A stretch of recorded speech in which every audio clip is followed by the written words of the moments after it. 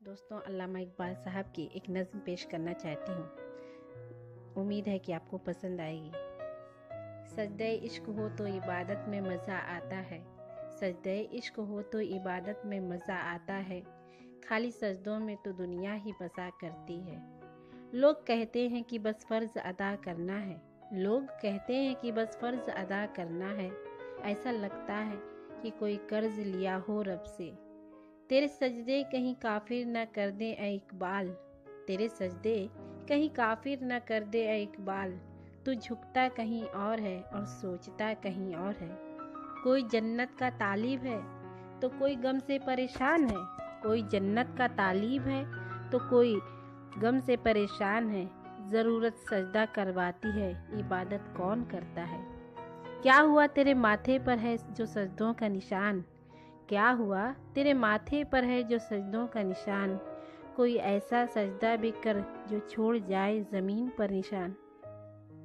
फिर आज हक के लिए जान फिदा करे कोई। फिर आज हक के लिए जान फिदा करे कोई।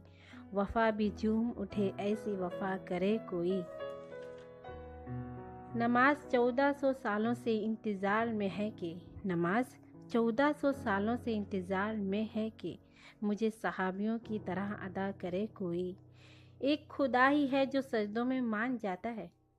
एक खुदा ही है जो सजदों में मान जाता है, वरना ये इंसान तो जान लेकर भी राज़ी नहीं होता। दे दी अजान मस्जिद में हैया अलस सलाह। दे दी अजान मस्जिद में हैया अलस सलाह और लिख दिया बाहर बोर्ड पर अंदर ना आए फला और फला। खौफ होता है शैतान को भी आज के मुसलमान देखकर। खौफ होता है शैतान को भी आज के मुसलमान देखकर। नमाज भी पढ़ता है तो मस्जिद का नाम देखकर। मुसलमानों के हर फिरके ने एक दूसरे को काफिर कहा।